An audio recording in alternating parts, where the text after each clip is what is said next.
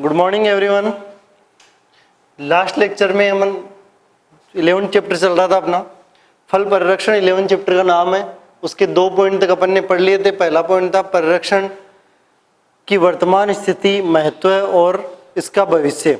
दूसरा पॉइंट था अपना फल परिरक्षण के सिद्धांत एवं विधियां, वो अपनी डिटेल से पढ़ लिया था। आज हम तीसरे पॉइंट के बारे में डिस्कस करेंगे।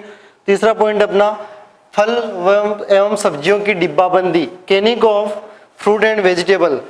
स्टूडेंट्स, डिब्बाबंदी होती क्या है? देखो, फल एवं सब्जियों को सुरक्षित रखने के लिए किन्हीं अलग अलग आकार के, निश्चित आकार के पात्रों में डाला जाता है, उनको डिब्बों में डालकर पैक किया जाता है, उसको ही डिब्बाबंदी कहा जाता है। इसके बारे में ध्यान रखना है। डिब्बाबंदी का जो जनक है वो निकोलस एपर्ट नामक वैज्ञानिक को कहा जाता है। डिब्बाबंदी का जनक कौन है?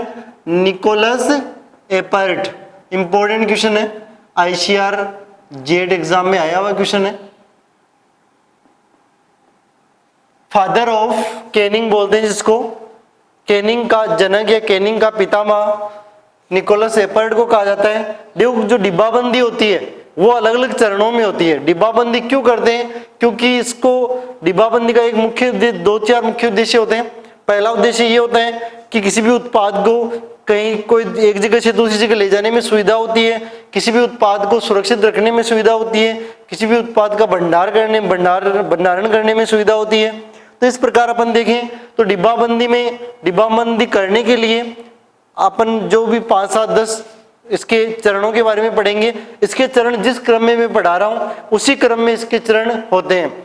ठीक है, जिस क्रम में इसमें मैं लिखूंगा, पढ़ाऊंगा आपको, उसी क्रम में आपको ये चरण याद करने। इस चरणों में ऐसा नहीं होगा कि चौथा चरण पहले याद कर लिया, 5वां चरण बाद में लास्ट में याद कर लिया, ऐसा कुछ नहीं होगा। ठीक है, कंटिन्यूटी रखनी है, कंप्लीट, है ना। स्टूडेंट्स, पहला जो चरण है वो है फल एवं सब्जियों का चुनाव। देखो, डिब्बाबंदी करने के लिए करना क्या अपने को?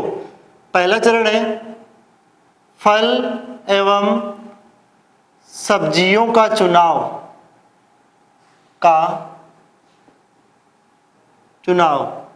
डिब्बाबंदी करेंगे किसकी? फल और सब्जियों की तो करेंगे। तो सबसे पहले अच्छी, स्वच्छ और ताजा, पूर्णतया पकी हुई फल और सब्जियों का चुनाव करते हैं। इसमें ध्यान रखा जाता है कि जो कटी फटी सब्जियां हैं, कटी फटे फल है, कोई रोगग्रस्त सब्जी और फल है, उन सभी को अपन अलग कर देते हैं। निश्चित आकार या अच्छी तरह की, अच्छी क्वालिटी वाले फल और सब्जियों का चुनाव किया जाता है डिब्बाबंदी के लिए। ठीक है, बात करते हैं इसके, चुनाव कर लिया अपन ने। बाद में आता है दूसरा सफाई, क्लीनिंग। अच्छे फल और सब्जियों के चुनाव के बाद में उनकी साफ सफाई की जाती है। साफ सफाई में क्या किया जाता है? साफ पानी से उनको धोया जाता है, जिससे उनके ऊपर उपस्थित जो भी मृदा के कण है, जो भी डस्ट के पार्टिकल्स है, मृदा के कण है, और उसके ऊपर जो रासायनिक पदार्थों का कोई अवशेष बचा हुआ है वो साफ हो जाए। इसके लिए अपन क्या करते हैं? पहले फलों को साधारण पानी से धोना चाहिए।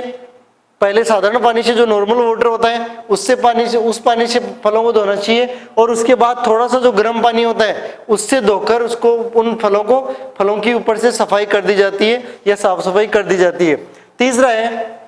तीसरा जो स्टेप है, तीसरा जो चरण है, ये चरण है इसके डिब्बाबंदी के चरण, हेडिंग लगा के इनको लिख लेना डिटेल से, है ना, बहुत इंपॉर्टेंट चीज है ये। तीसरा है फल एवं सब्जियों, फल व सब्जियों की तैयारी, फल व सब्जियों की तैयारी। स्टूडेंट्स, फल एवं सब्जियों की तैयारी में क्या होगा? देखो, फल एवं सब्जियों का चुनाव किया, सबसे पहले अपन ने उसको धो के, साफ पानी से धो के उसको साफ भी कर लिया, क्लीन कर लिया, स्वच्छ कर लिया, उनकी सफाई कर ली। अब क्या करना है? उनके तैयार करना है। देखो, तैयारी में क्या होता है? उनको छोटे छोटे टुकड़ों में काटना। कोई छिलका युक्त फल है तो उसका छिलका काम में नहीं लेते तो उसको छिलके को हटाना। ठीक है, कईयों के बीज काम में नहीं लेते, उनके बीज निकालना। ठीक है, ये चीजें की जाती है। जैसे कई फल है जिनको छीलकर काम में लेते हैं, छीलने को बोलते हैं पीलिंग। क्या कहा जाता है? पीलिंग कहा जाता है। पील मतलब होता है छिलका, पीलिंग मतलब होता है छिलका उतारना, छीलना। ठीक है, उसके अलावा छोटे छोटे टुकड़ों में काटना, छोटे छोटे टुकड़ों में काटना, छीलना, छोटे छोटे टुकड़ों में काटना। ठीक है, ऐसी क्रियाएं जो होती है उसको, वो होती है फल में सब्जियों की तैयारी। समझ में आ गया? कोई छीलने वाला फल है तो उसको छील लेंगे, कोई छोटे छोटे टुकड़ों में काटने वाला फल है तो उसको छोटे छोटे टुकड़ों में काट के काम में लेंगे। जिस प्रकार अपन केरी काम में लेते हैं तो उसको केरी छोटे छोटे टुकड़ों में काट कर काम में लेते हैं। ठीक है। ध्यान रखा जाता है कि फलों को काटने के बाद 2% नमक के घोल में डालना चाहिए। फलों को काटने के बाद 2% नमक के घोल में डालना चाहिए। फलों को काटने के बाद किस प्रकार के घोल में डालना चाहिए? 2% नमक के घोल में डालना चाहिए। क्यों डालना चाहिए? ताकि इनका रंग खराब न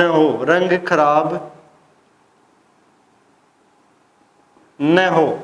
इसका रंग खराब नहीं हो। काटने के बाद में कई बार देखते हैं जैसे सेव काटते हैं अपन, सेव काट के कुछ समय के लिए अपन रख देते हैं, जिसके कारण क्या होता है उसमें जो ऊपर की परत होती है वो भूरे रंग की हो जाती है। ठीक है। तो इस प्रकार की क्रिया नहीं हो, इसलिए फलों को काटने के बाद 2% नमक के घोल में रखेंगे कुछ देर के लिए, जिससे उनका रंग खराब नहीं होता है। इसके बाद में करते हैं स्वेतन की क्रिया। कौन सी क्रिया होती है इसके बाद में? स्वेतन, जिसको ब्लांचिंग बोलते हैं। स्वेतन, चौथा इसका स्टेप है स्वेतन, जिसको ब्लांचिंग कहते हैं अपन।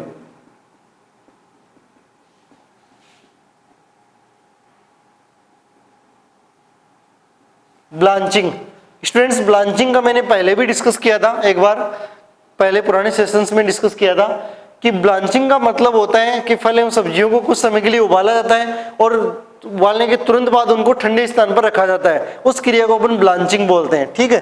तो इसमें क्या करेंगे, 2 से 5 मिनट तक पानी में उबालने के बाद में उनको ठंडा करने की क्रिया को विवरण या ब्लांचिंग कहा जाता है। फल एवं सब्जियों को, इसमें इसकी परिभाषा लिखो तो जैसे लिख लेना, फल व सब्जियों को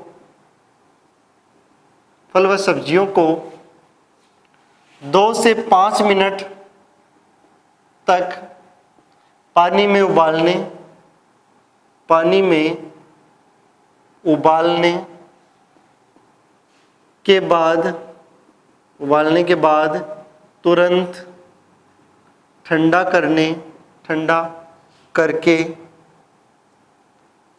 बाद तुरंत ठंडा करके सुरक्षित रखने की क्रिया को विवरण, देखो ब्लांचिंग को विवरण भी कहा जाता है। विवरण, स्वेतन या ब्लांचिंग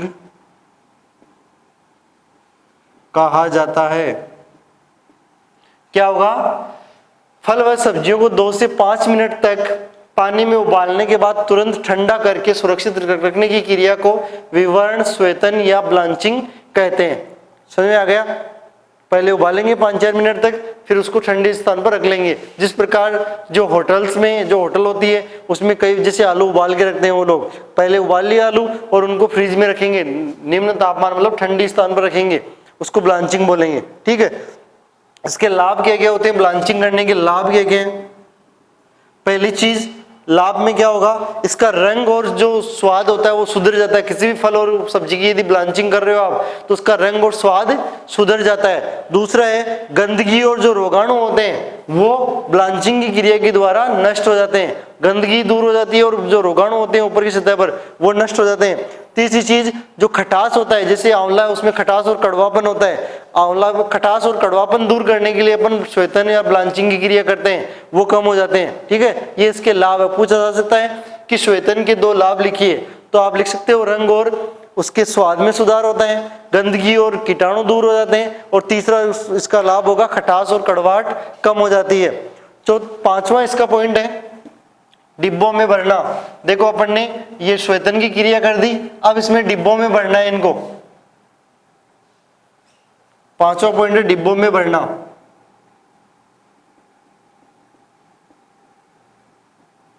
फिलिंग इन कैन्स, डिब्बों में भरना।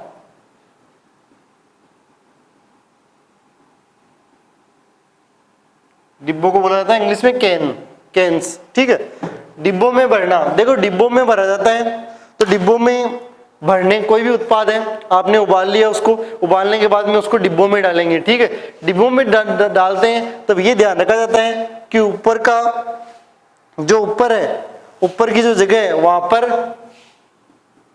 आधे से 1.2 से 3/4 इंच भाग, मतलब 1/2 से 3/4 का मतलब क्या होता है, 0.5 से 0.75 इंच, 0.5 से 0.75 इंच भाग जो होता है उसको खाली रखना चाहिए। ऊपर का भाग देखा होगा, कोई भी उत्पाद है उसको, उसमें कोई भी केन है उसको पूरा नहीं भरा जाता, उसमें उसके उत्पाद के ऊपर थोड़ी सी जगह खाली रखी जाती है, तो खाली रखना चाहिए कितना, 0.5 से 0.75 इंच भाग खाली रखना चाहिए।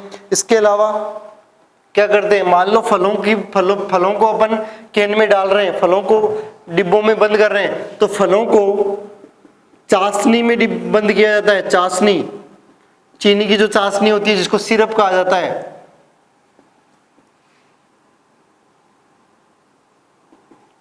ठीक है। चाशनी मतलब, चाशनी क्या होती है, चीनी का घोल होता है, चीनी को पानी के साथ में मिलाकर जो घोल बनाया जाता है उसको चाशनी बोलते हैं, ठीक है। सिरप, फलों को यदि आप डिब्बों में बंद कर रहे हो तो वो चाशनी के साथ में बंद करोगे, और सब्जियों को यदि बंद कर रहे हो, ठीक है, सब्जियों को बंद कर रहे हो तो उसके लिए अपन नमक का घोल काम में लेते हैं। देखो फलों के लिए जो चाशनी होती है वो 3 प्रकार की चाशनी इसमें काम में ली जाती है, ठीक है। चाशनी में ध्यान रखना है, चाशनी में आपको ध्यान में रखना है कि यदि खट्टे फल है, खट्टे फलों के लिए अधिक सांद्रता वाली चाशनी काम में लेंगे।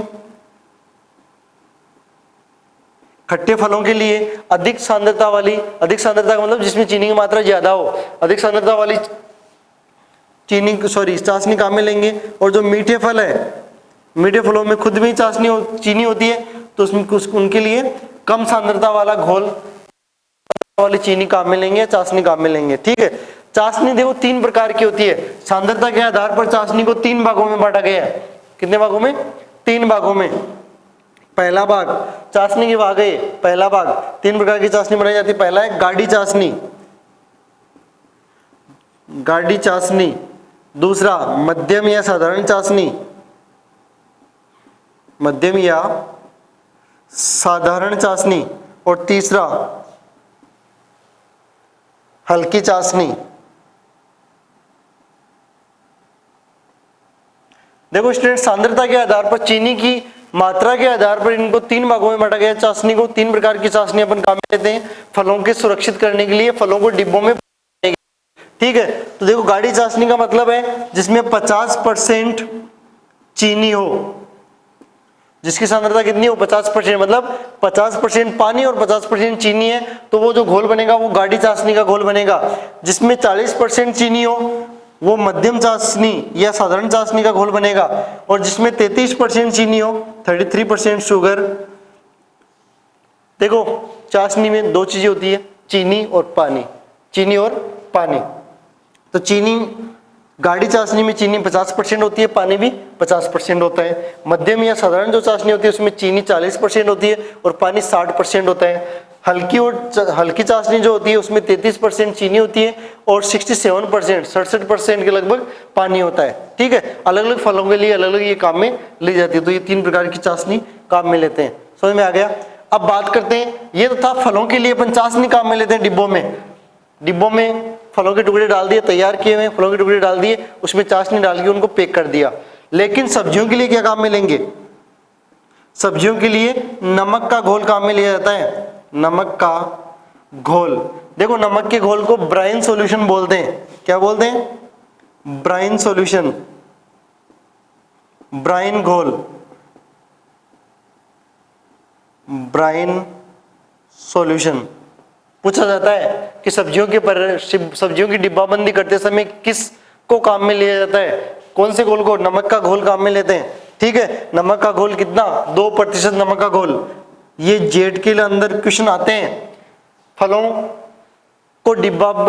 की डिब्बाबंदी करने के लिए किसको काम में लिया जाता है, नमक को काम में लेते हैं, सिरका को काम में लेते हैं, चीनी को काम में लेते हैं। तो आपको लिखना है चीनी, या चाशनी आती है तो चाशनी, ठीक है। सब्जियों के लिए कौन सा घोल लोगे, ब्राइन सॉल्यूशन यानी नमक का घोल लोगे। कितना % लिया जाता है, 2% नमक का घोल काम में लिया जाता है। क्लियर, ये था इसमें डिब्बों में भरना पॉइंट हो गया। अगला पॉइंट अपना निर्वात या वायु निष्कासन। नेक्स्ट पॉइंट अपना छठा जो चरण है वो है डिब्बों में भर दिया अपन ने। अब क्या करेंगे, डिब्बों से निर्वात वाली कंडीशन क्रिएट करेंगे या वायु का निष्कासन करेंगे। वायु निष्कासन, जो डिब्बों में जो खाली जगह है वहां पर वायु रहती है, उस वायु में सूक्ष्म जीव होते हैं। यदि वो वायु नहीं निकाले अपन तो वो सूक्ष्म जीव उस उत्पाद को नष्ट कर सकते हैं। तो अपन क्या करते हैं, डिब्बों में भरने के बाद में उसमें से वायु निष्कासित करते हैं। देखो वायु निष्कासन के लिए डबल सीमर मशीन का उपयोग किया जाता है। किसका? Double seamer machine. वायु निष्कासन डबल सीमर मशीन का सील बंद करने के लिए काम में लेते हैं। वायु निष्कासन के लिए क्या करेंगे, गर्म करेंगे, किसी भी उत्पाद को गर्म करेंगे। गर्म करने से उसमें जो वायु होती है वो बाहर निकल जाती है और उससे वायु बाहर निकल जाएगी तो उसको निर्वात वाली कंडीशन क्रिएट हो जाएगी और वायु निष्कासन बोल देंगे। अगला चरण है अपना डिब्बा बंद करना। डिब्बा बंद करना, सीलिंग, सील बंद करना मतलब सीलिंग। डिब्बे में देखो, डिब्बे को भर दिया, निर्वात कर दिया अपन ने। अब क्या करना है, उसको सील बंद करना है, सील लगा देनी है उसके ऊपर। देखो सील लगाने का जो कार्य होता है, सील बंद का कार्य है, वो डबल सीमर मशीन के द्वारा किया जाता है।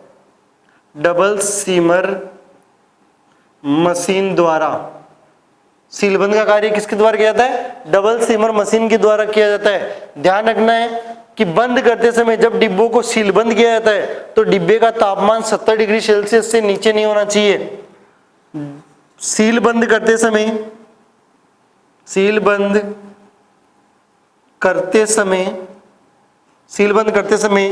डिब्बे का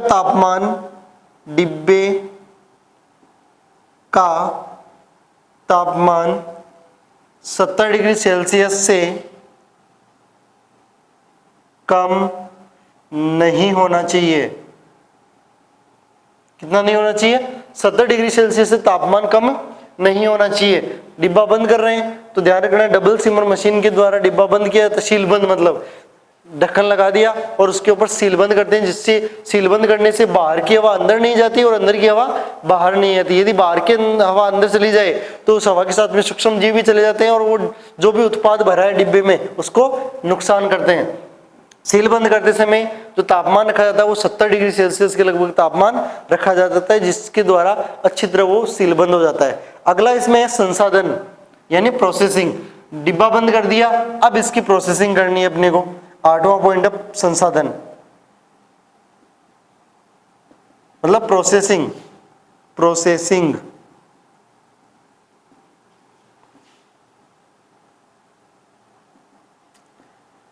देखो संसाधन में क्या होगा, बंद डिब्बों को एक निश्चित तापमान पर एक निश्चित समय तक रखा जाता है। उस क्रिया को अपन संसाधन बोलते हैं या प्रोसेसिंग बोलते हैं। बंद डिब्बे सील बंद कर दिए थे अपन ने, सीलिंग कर दी थी। अब इन डिब्बों को क्या करेंगे, निश्चित तापमान पर निश्चित समय तक अपन रखेंगे। ठीक है, जिससे क्या होगा, उस उत्पाद के अंदर कोई भी प्रकार के सूक्ष्म जीव उपस्थित है वो सारे के सारे नष्ट हो जाएंगे। यदि वो डिब्बे फल वाले डिब्बे तो फलों वाले डिब्बों को 100 डिग्री सेल्सियस तापमान पर गर्म करेंगे अपन। ठीक है, और यदि सब्जियों वाले डिब्बे तो उनको 115 से 120 डिग्री सेल्सियस तापमान पर गर्म करना है। 100 डिग्री सेल्सियस तापमान पर फलों वाले डिब्बों को गर्म करना है और 115 से 120 डिग्री सेल्सियस तापमान पर सब्जियों वाले डिब्बों को गर्म करके उनके संसाधन किया जाता है। फिर क्या करना है, 39 डिग्री सेल्सियस तक उनको ठंडा करना है। ये संसाधन कर लिया अपन ने, 39 डिग्री सेल्सियस तक उनको ठंडा करना है। देखो डिब्बे को सील बंद किया था, सील बंद करने के बाद में अपन उनको संसाधन मतलब प्रोसेसिंग कर रहे हैं उसकी, मतलब उनके अंदर जो भी उपस्थित सूक्ष्म जीव है उनको नष्ट कर रहे हैं। फलों से जो भरे डिब्बे हैं उनको 100 डिग्री सेल्सियस तापमान पर संसाधित किया जाता है। सब्जियों से भरे डिब्बों को 115 से 120 डिग्री सेल्सियस तापमान पर संसाधित किया जाता है। समझ में आ गया? क्लियर? ये गर्म अधिक तापमान है, गर्म होंगे ये। अब ठंडा करना है इनको कितने डिग्री सेल्सियस तापमान तक, 39 डिग्री सेल्सियस तापमान तक इनको ठंडा करना है एक बार। उसके बाद में क्या करना है, देखो बाद में लास्ट में आता है एक लेबलिंग, लेबल लगाते हैं इसके ऊपर। अगला 9th पॉइंट है लेबलिंग। आपकी बुक में नहीं दिया हुआ होगा लेकिन ये पॉइंट होता है लेबलिंग। ठीक है, लेबलिंग मतलब लेबल लगाते हैं। देखो कोई भी उत्पाद है उसकी पहचान किस प्रकार होगी, उस लेबल के द्वारा होगी।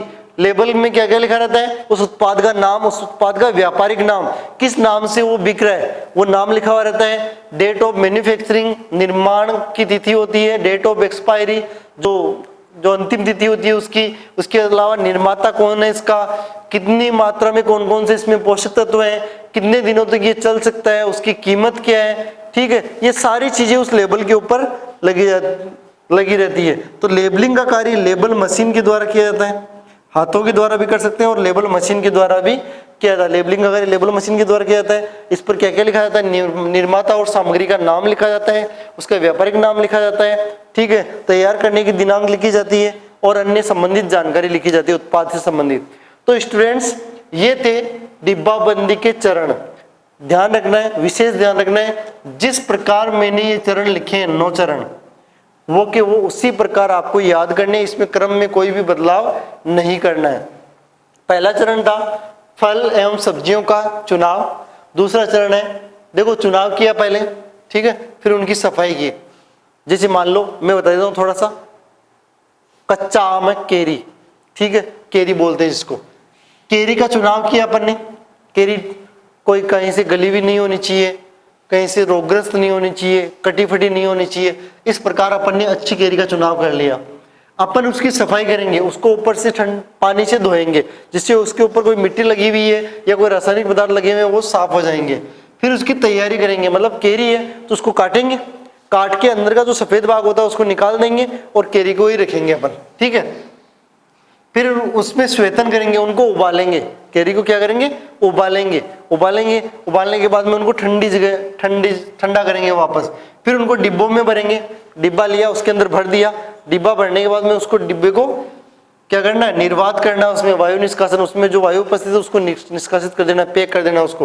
फिर सील बंद कर देना, मतलब सील पैक कर देना है। फिर उसमें संसाधन करना है। फल है भाई, केरी क्या, आम क्या होता है, फल होता है, मतलब 100 डिग्री सेल्सियस तापमान पर उसको रखा जाता है कुछ समय के लिए, जिसमें उसमें उपस्थित जो भी सूक्ष्म जीव है केरी के ऊपर लगे हुए, ठीक है, वो सारे सारे नष्ट हो जाते हैं। मैंने एक चीज नहीं बताई थी, डिब्बों में भरना। डिब्बो केरी है तो खट्टे फल है, खट्टा है केरी, इसका मतलब उसमें अधिक सांद्रता वाली चीनी कहाँ मिलेंगे, वो भर दिए अपन ने।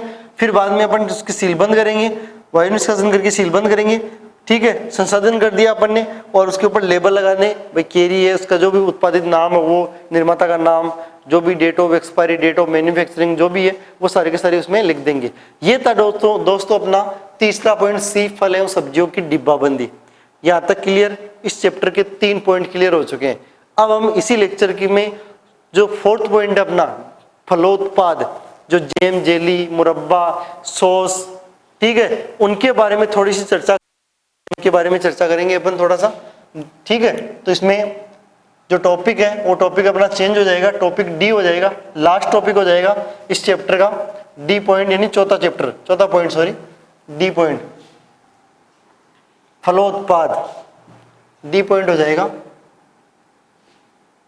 आपकी बुक में फलोत्पाद हेडिंग नहीं होगा, आपकी बुक में डायरेक्ट 11.4 के नाम से ये हेडिंग दिया हुआ है। इस हेडिंग में जैम, जेली, सॉस, केचप, मुरब्बा जो भी है वो सारे डायरेक्ट दिए हुए हैं। तो अपन फलोत्पाद पढ़ेंगे। फलोत्पाद में कौन कौन से फलोत्पाद हैं, जैम है, जेली, मुरब्बा, जैम, जेली, मुरब्बा, पानक, सॉस और अचार। ये जो चीजें हैं इनके बारे में अपन डिस्कस करेंगे इस पॉइंट में। जो डी पॉइंट है उसमें फलोत्पाद है, फलों के द्वारा बनाए जाने वाले उत्पाद, जो प्रसिद्ध उत्पाद है और अपने सिलेबस में भी है। इनमें से ही बोर्ड एग्जाम में 3 नंबर का बड़ा क्वेश्चन आता है, ठीक है, तो इनको ढंग से समझना है। आज हम अभी इस सेशन में बात करेंगे जैम के बारे में, ठीक है। क्या होता है जैम? देखो, पहला उत्पाद है जैम, जिसको फल पाक भी बोलते हैं। क्या बोलते हैं? फल पाक। स्टूडेंट्स, जैम क्या होता है? बहुत महत्वपूर्ण उत्पाद है।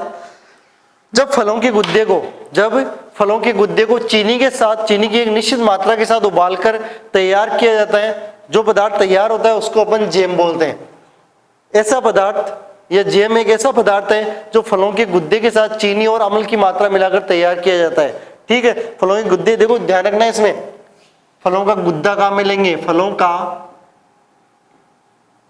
गुद्दा, उसमें चीनी मिलाएंगे, अम्ल मिलाएंगे, थोड़ी मात्रा में अम्ल होता है, पानी मिलाएंगे, इन चीजों को गर्म करके जो उत्पाद तैयार जो उत्पाद बनता है उसको जेम कहा जाता है।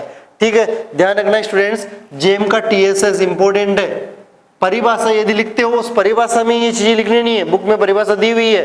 ठीक है, परिभाषा ये दी हुई है कि जेम एक ऐसा उत्पाद है जो फलों के गुद्दे में निश्चित मात्रा में चीनी व अम्ल मिलाकर तैयार किया जाता है। ठीक है, उसका टीएसएस देखा जाए तो टीएसएस 68% होता है। बहुत इंपॉर्टेंट परिभाषा यदि लिखते हो बोर्ड एग्जाम की कॉपी में तो परिभाषा में टीएसएस लिखना अनिवार्य है आपको। टीएसएस हो गया, टीएसएस मतलब कुल घुलनशील ठोस पदार्थ। हिंदी मीडियम में दिक्कत होती है थोड़ी, कुल घुलनशील ठोस पदार्थ, टीएसएस की फुल फॉर्म कुल घुलनशील ठोस पदार्थ होगा। ठीक है, तो जेम में कुल घुलनशील ठोस पदार्थ कितना होना चाहिए? 68% होना चाहिए, 68%। जेम में फल की मात्रा या फल का भाग 45% होता है। फल कितने भाग होता है? 45%। बाकी भाग जो होता है पानी का होता है या चीनी का होता है या अम्ल का होता है, लेकिन 45% भाग फल का होता है जेम में। और अम्ल कितना होता है इसमें? अम्ल रहता है 0.5 से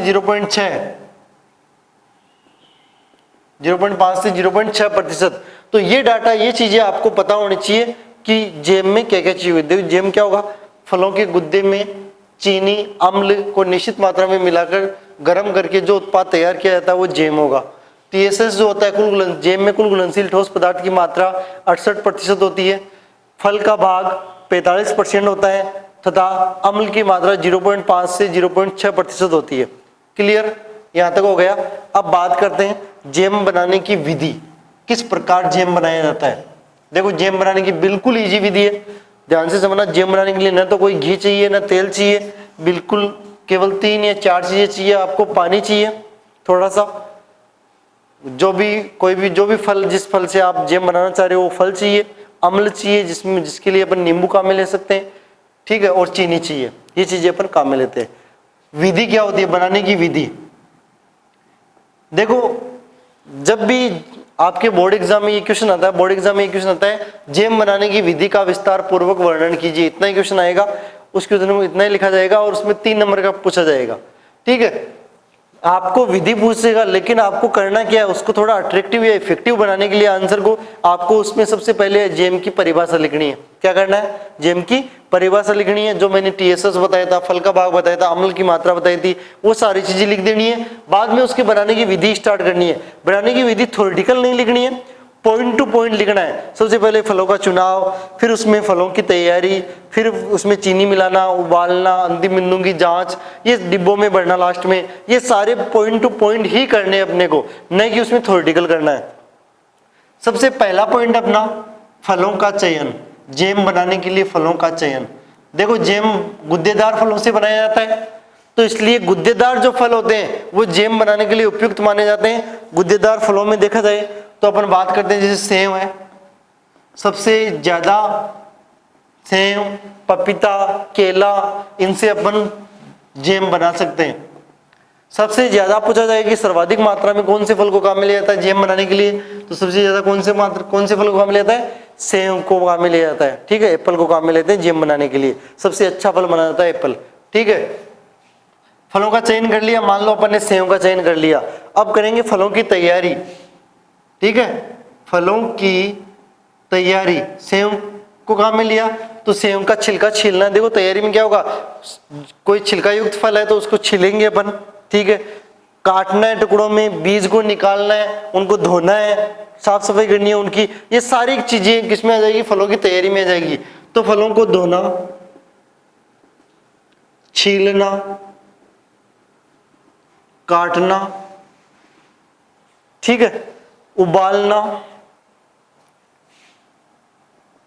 ये सारी चीजें आप पढ़ोगे किसमें? फलों की तैयारी में। देखो, आपने सेव लिया, सेव का जेम बना रहे हैं अपन। ठीक है, सेव का जेम बनाने की विधि बहुत इजी है।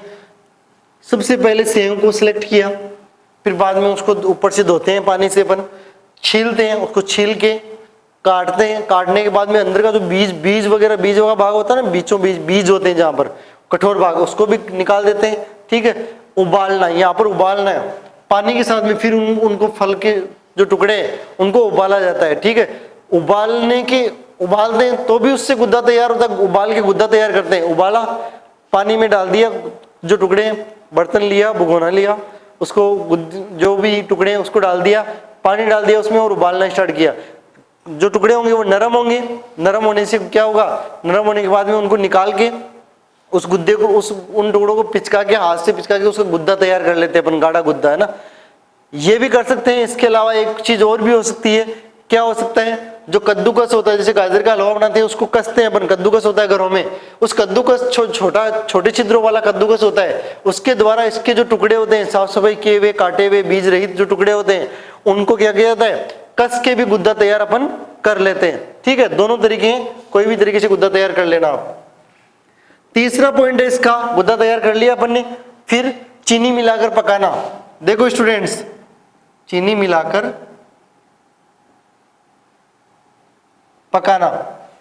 अपन ने जैम बनाने के लिए सेव का चुनाव किया, उसको धो लिया, उसका बीज, उसका जो ऊपर का आवरण था, छिलका, वो हटा दिया, पीलिंग कर ली उसकी, उसको काट के अंदर के जो भाग थे वो हटा दिए, आपने उबाल के गुद्दा तैयार कर लिया। ठीक है, इतना हो गया। अब क्या करना है, गुद्दे में चीनी मिलानी है। गुद्दा तैयार, गुद्दा चल रहा है, उसको जब गर्म होता है गुद्दा तो लगभग वो भूरे रंग का सा हो जाता है ना, गहरे भूरे रंग का में परिवर्तित हो जाता है, गाढ़ा हो जाएगा। उस टाइम में उसमें चीनी मिलाएंगे। चीनी गुद्दे की मात्रा के अनुसार मिलाई जाती है। ध्यान रखना, पूछा जाता है जैम में चीनी की मात्रा किस आधार पर मिलाई जाती है, किस आधार पर, गुद्दे के आधार पर, गुद्दे की मात्रा के आधार पर उसमें चीनी मिलाई जाती है। चीनी की मात्रा मिलाएंगे। चीनी की मात्रा किस प्रकार मिलाएंगे, देखो, खट्टे फलों में जो चीनी की मात्रा मिलाएंगे, अपने पास खट्टे फल है तो 1 किलो फलों में, खट्टे फल है 1 किलो खट्टे फलों में चीनी की मात्रा 1.250 किलो मिलाएंगे, 1.25 किलो के लगभग मिलाएंगे। यदि अपने पास में मीठे फल है और उनका 1 किलो गुद्दा है तो उनमें 750 ग्राम 0.750 किलो के लगभग इसमें क्या मिलाएंगे, चीनी मिलाएंगे। ठीक है, उसके अलावा ध्यान रखना है, इसमें इसको गर्म किया जाता है, 105 डिग्री सेल्सियस तापमान तक इसको गर्म करते रहते हैं। गर्म किया, बाद में क्या करना है, इसमें परिपक्वता की जांच करनी है, अंतिम बिंदु की जांच करनी है। किसकी बात जांच करनी है, अंतिम बिंदु की जांच करनी है, अंतिम बिंदु की जांच, अंतिम बिंदु की जांच करनी है। देखो स्टूडेंट्स, इसमें जब अपन चीनी मिला रहे थे, चीनी मिला दी अपन ने, ठीक है, चीनी फल के गुद्दे के प्रकार के आधार पर मिलाते हैं। खट्टा फल है तो उसमें 1.25 किलो के लगभग चीनी मिलाएंगे, यदि मीठा फल है तो उसमें 750 ग्राम के लगभग 1 किलो गुद्दे में चीनी मिलाएंगे प्रति किलो के हिसाब से। ठीक है, अब प्रति किलो में 1.5 ग्राम के लगभग, इसमें एक चीज और नहीं बताई मैंने, 1.5 ग्राम के समथिंग, पर 1 किलो गुद्दा है तो 1.5 ग्राम के समथिंग उसमें साइट्रिक अम्ल, नींबू का रस डाल देते हैं। नींबू का रस में साइट्रिक अम्ल होता है, नींबू का रस डाल देते हैं। फिर अंतिम बिंदु की जांच करते हैं कि जैम तैयार हुआ या नहीं हुआ। जैम तैयार होने के अंतिम बिंदु की जांच 2-3 विधियों से करते हैं। अपन पहली विधि देखें तो है रेफ्रेक्टोमीटर द्वारा, रेफ्रेक्टोमीटर द्वारा, बाय रेफ्रेक्टोमीटर।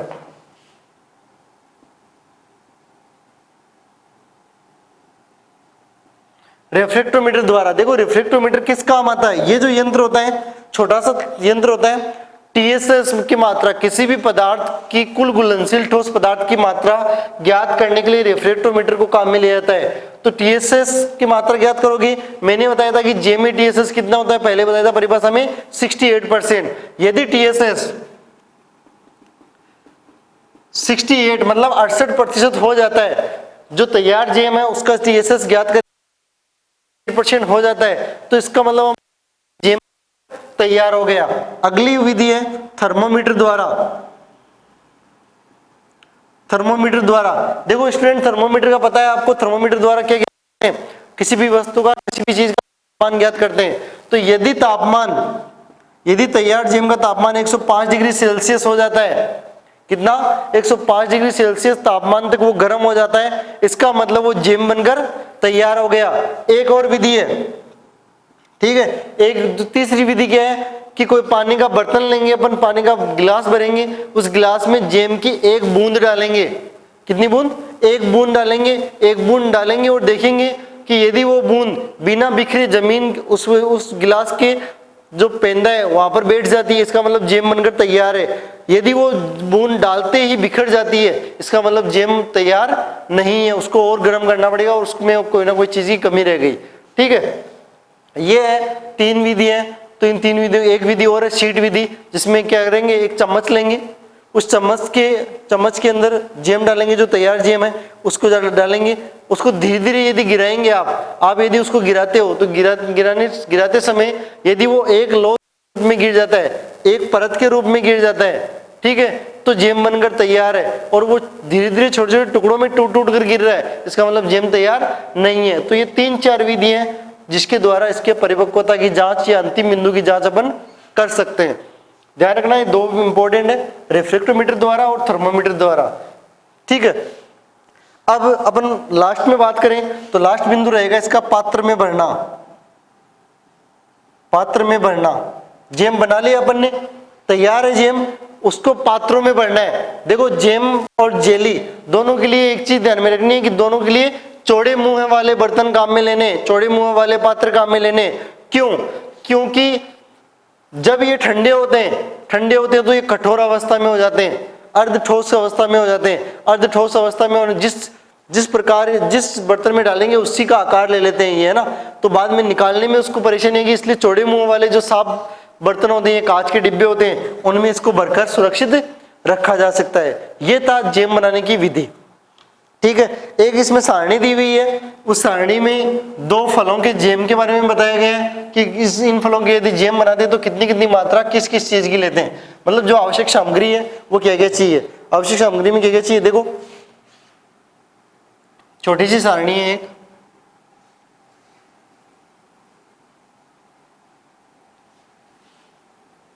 फल, यहां पर फल रहेगा, ठीक है, प्रति किलो में गुद्दे, प्रति किलो गुद्दे में क्या क्या कितनी कितनी मात्रा डालें। ठीक है, इसमें रहेगा चीनी, अम्ल, पानी, चीनी, अम्ल और पानी। ये 2 फलों के बारे में इसमें दिया हुआ थोड़ा सा। एक तो सेम है सबसे ज्यादा जिससे जैम बनाया जाता है, एक पपीते से भी बहुत सारा जैम बनाया जाता है। यदि अपने पास में 1 किलो, देखो प्रति किलो गुद्दे में, ढंग से समझना इसको, प्रति किलो गुद्दे में चीनी कितनी डालेंगे, अम्ल कितना डालेंगे और पानी कितना डालेंगे। ठीक है, 100 ml पानी डालेंगे 100 ml। ठीक है, चीनी डालेंगे, देखो चीनी की मात्रा है किलो में, अम्ल की मात्रा है ग्राम में और पानी की मात्रा है ml में, ये भी ध्यान रखना है ना। तो जो चीनी डालेंगे वो डालेंगे 0.750 ग्राम, 0.750 मतलब 750 ग्राम डालेंगे 1 किलो गुद्दे में। ठीक है, अम्ल डालेंगे 2 ग्राम, ग्राम में अम्ल तो 2 ग्राम मात्रा डालेंगे। पपीते का बना रहे हो आप तो वही पानी की मात्रा समान रहेगी, 100 ml पानी डालेंगे, वही इसकी मात्रा भी समान रहेगी, चीनी की मात्रा भी, अम्ल की मात्रा थोड़ी सी ज्यादा हो जाएगी, 3 ग्राम इसमें अम्ल की मात्रा मिलाते हैं। ये आवश्यक सामग्री होगी। यदि आप सेव का जैम बना रहे हो और 1 किलो गुद्दा अपने पास में, 1 किलो गुद्दे के लिए 750 ग्राम चीनी चाहिए अपने को, सेव का जैम बना रहे हो तो 2 ग्राम आपको अम्ल चाहिए और 100 ml पानी चाहिए। समझ में आ गया? तो ये था अपने जैम। आशा करता हूँ कि जैम बनाने की विधि आपको समझ में आई होगी।